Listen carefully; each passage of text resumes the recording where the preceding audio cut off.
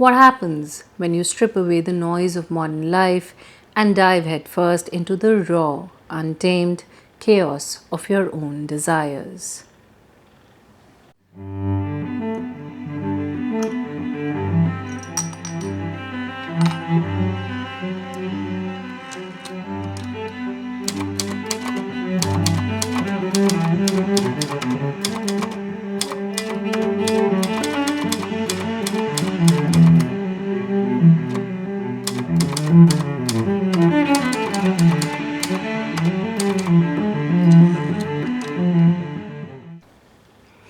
Hi, I'm Ridhima. Welcome to The Old Trunk.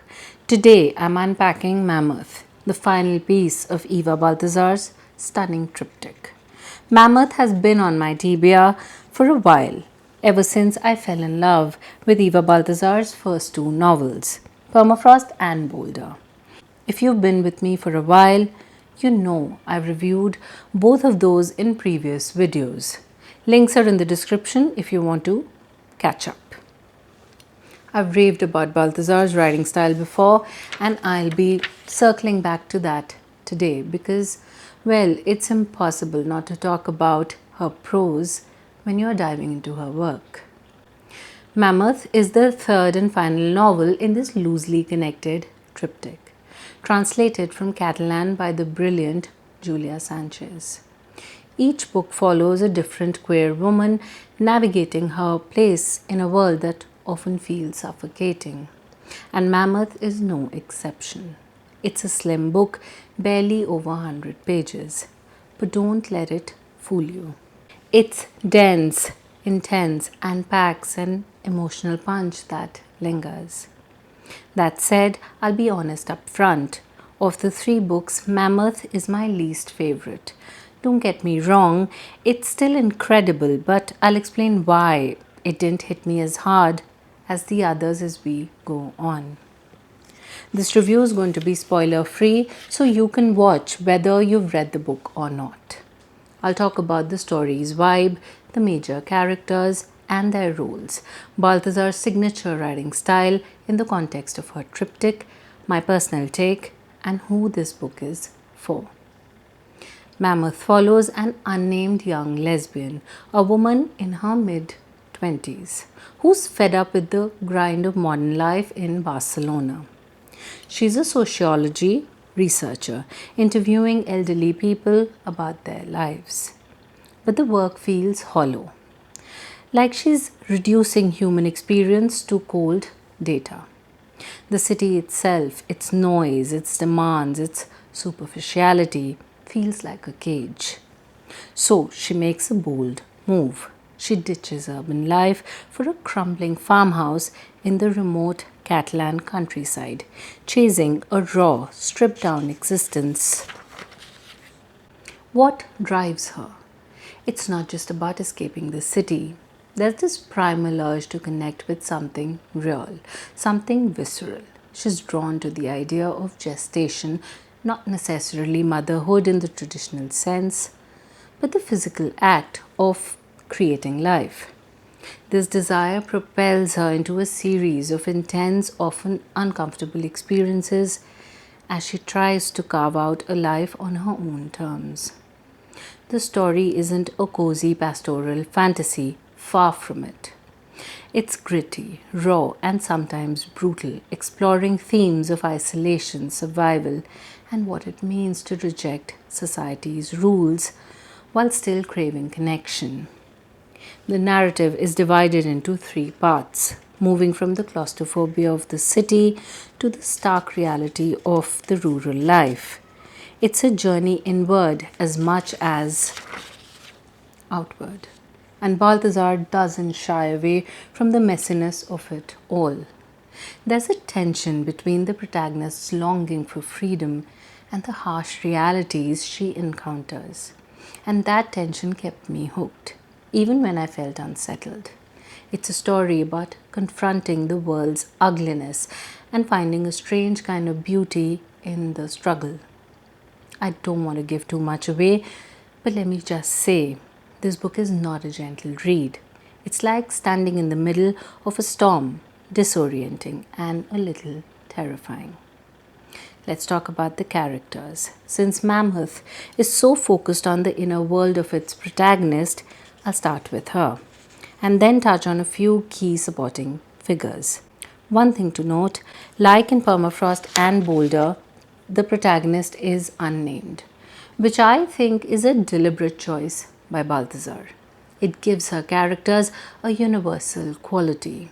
Like they could be any queer woman grappling with these big, messy questions about life. Our main character is a 24-year-old lesbian who's equal parts fierce and fragile. She's disillusioned with everything: her job, the city, societal expectations, even human connection itself. There's this raw anger in her, a rage against a world that feels like it's commodifying her body and soul. She's not easy to like, and I think that's intentional.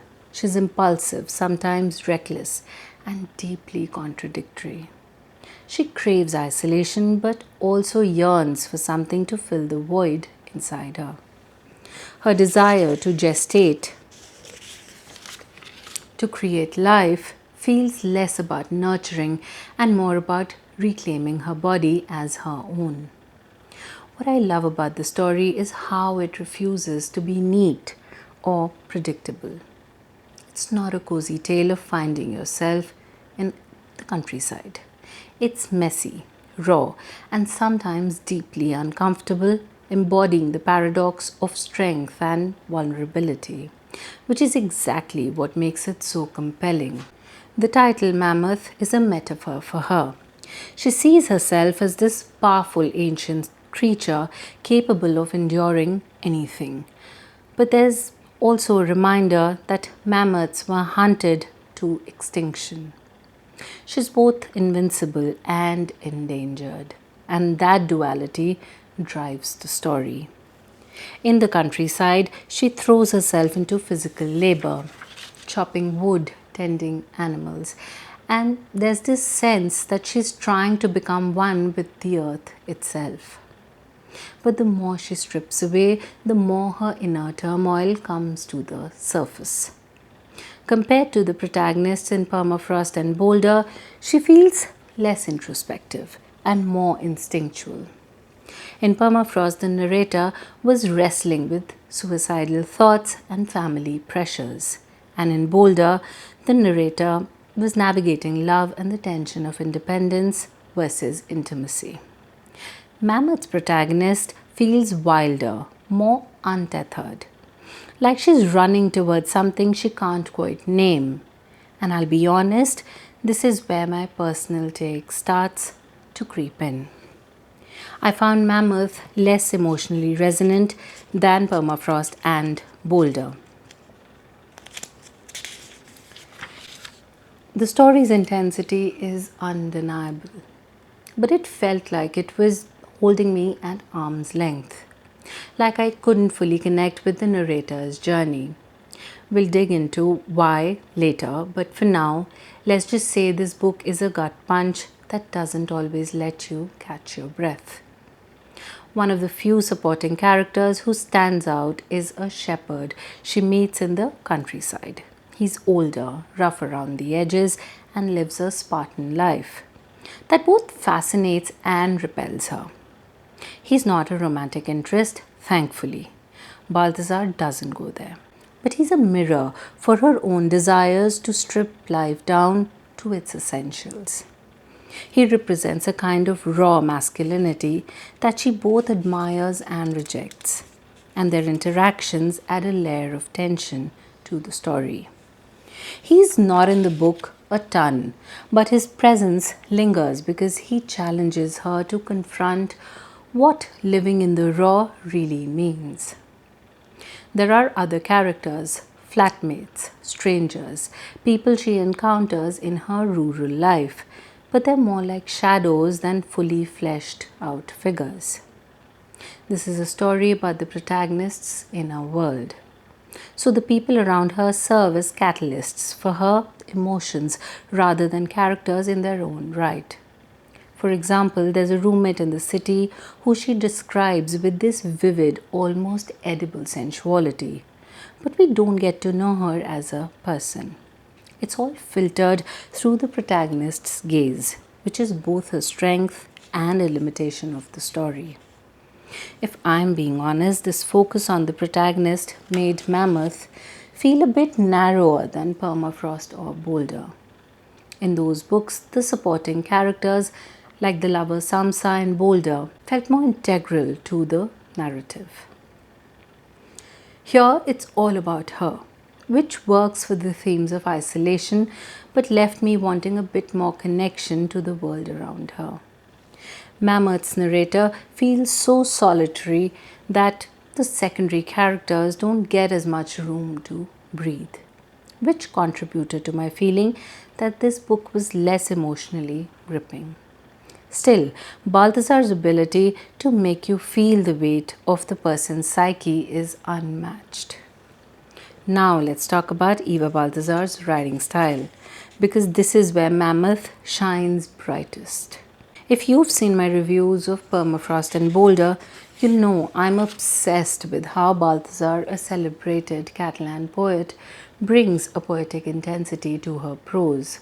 Her writing is visceral, sharp, and so vivid, you can almost taste it. In my Permafrost review, I called her style razor sharp but beautiful. In Boulder, it was like a storm you can't look away from. With Mammoth, I'd describe it as a howl, raw, primal, and unapologetic. Baltasar's prose is dense with metaphors and similes that hit you right in the gut. For example, she describes everyday things, like food or a roommate's body, with this eerie, almost otherworldly quality. It's not just pretty language, it's purposeful, tying into the protagonist's longing to connect with something beyond the human, something elemental. Compared to Permafrost and Boulder, Mammoth feels a bit less poetic and more stripped down, which mirrors the protagonist's journey. In Permafrost, the language was lush and introspective, reflecting the narrator's psychological depth. In Boulder, it was sensual and rhythmic, capturing the push and pull of love. Mammoth is more jagged, more brutal, like the protagonist is hacking away at the world with an axe. Julia Sanches' translation captures this perfectly, keeping the prose tight and electric. One thing I've mentioned in my previous videos is how Baltasar's background as a poet makes her prose feel like it's vibrating with desire. That's still true here. But in Mammoth, there's a darker edge. The language doesn't just seduce you, it challenges you, forces you to sit with discomfort. That said, the intensity can be overwhelming. The prose is still gorgeous, but it's so relentless that it sometimes overshadows the story itself. Okay, let's get personal. Mammoth has been on my TBR since I finished Boulder, and I was so excited to complete Baltasar's triptych. I went into this book expecting to be blown away because Permafrost wrecked me emotionally, and Boulder was this perfect blend of sensuality and heartbreak. But I have to be honest, Mammoth is my least favorite of the three. Don't get me wrong, it's still a brilliant book, and I'd recommend it to anyone who loves literary fiction with a fierce edge. But it didn't grab my heart the way the others did, and I've been wrestling with why. First, the good stuff. I loved how Baltasar tackles big, messy questions about what it means to live authentically in a world that feels so broken. The narrator's rebellion against capitalism, her hunger for a primal existence, and her complex relationship with her own body are also thought-provoking. The way Baltasar weaves Marxist critiques into the story, showing how labor and society alienate us from ourselves, is powerful and relevant. I also appreciated the way she subverts the pastoral fantasy. If you're expecting a cozy back to nature vibe, you won't find it here. Mammoth is gritty, unromantic, and real, which I respect so much. But here's where I struggled. The narrator's detachment made it hard for me to fully connect with her. In Permafrost, I felt the narrator's pain like it was my own. In Boulder, I was rooting for the protagonist even as she made messy choices. But in Mammoth, I felt like I was watching the narrator from a distance, like she was behind glass. Her anger and her choices are compelling, but they didn't pull me in emotionally. Part of this might be the story's structure. It's so focused on the narrator's internal world that the secondary characters and the relationships feel underdeveloped, which left me wanting more. I also found the pacing uneven. The first part, set in Barcelona, is electric and fast, but the middle section in the countryside dragged a bit for me, even though it's where a lot of the thematic depth comes from. Comparing it to the triptych, Mammoth feels like the most ambitious but also the least cohesive. Permafrost is a raw exploration of mental health and identity. Boulder, which is, by the way, my favorite of the three, is a tight, focused look at love and sacrifice. But Mammoth tries to tackle so many ideas: capitalism, femininity, isolation, the body, that it sometimes feels like it's stretching itself thin. That said, I still couldn't put it down. Baltasar's prose kept me hooked, but there were moments that stunned me with their intensity. There's a scene, I won't spoil it, that gave me this completely new, almost feral emotion that I'm still thinking about weeks later. So, why is this my least favorite? I think it's because Permafrost and Boulder felt like they were speaking directly to me, while Mammoth felt like it was shouting from a distance.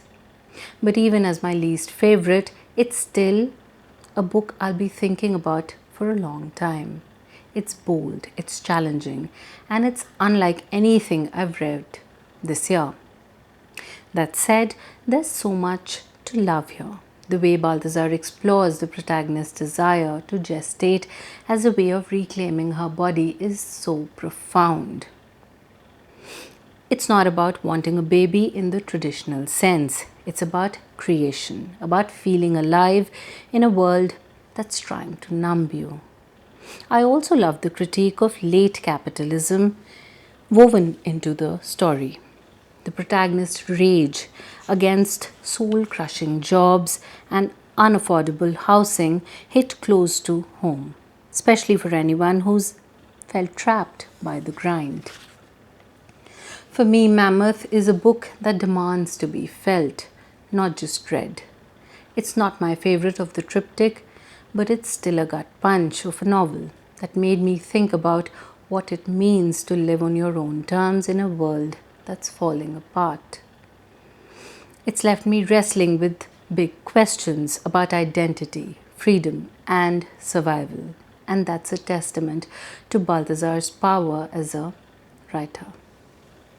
So, where does that leave us with Mammoth? It's a fierce, uncompromising novella that takes you on a journey into the heart of a woman's rebellion against a world that's trying to crush her. It's not an easy read, it's raw, it's intense, and it's not afraid to make you uncomfortable. But that's what makes Eva Baltasar such a vital voice in contemporary literature. If you're new to her work, I'd actually recommend starting with Boulder. It's a bit more accessible but still has that wild poetic energy. Even though this book is my least favorite of her triptych, it's still a book that demands to be read, discussed, and wrestled with. Who is this book for? If you love literary fiction that pushes boundaries, Mammoth is for you. If you're drawn to queer narratives, feminist stories, or books that challenge societal norms, if you've read Permafrost or Boulder and loved Balthazar's poetic, visceral style, you'll want to complete the triptych with Mammoth. But if you're looking for a warm, uplifting story or a traditional narrative arc, this might not be your cup of tea. It's gritty, it's unsettling, and it's not for everyone. There's some explicit content and themes of animal cruelty that might be tough for some readers. So check the content warnings before diving in. For me, Mammoth was a book I admired more than I loved.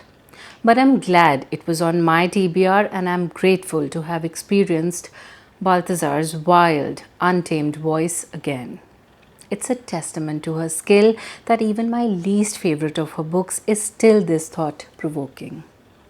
Alright, that's my deep dive into Mammoth by Eva Baltasar. I'd love to hear your thoughts. Have you read Mammoth?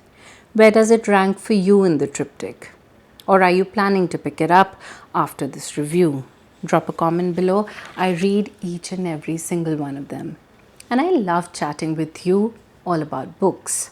Check out my reviews of Permafrost and Boulder in the description if you want to dive deeper into Balthazar's world. If you enjoyed this review, please give it a thumbs up, subscribe to the channel if you haven't already, and press that bell icon so that you get notified whenever I upload a new video. Check the description for the link to buy the book. I'll see you in the next one. Until then, stay happy. Thanks for watching. Lots of love. Bye-bye.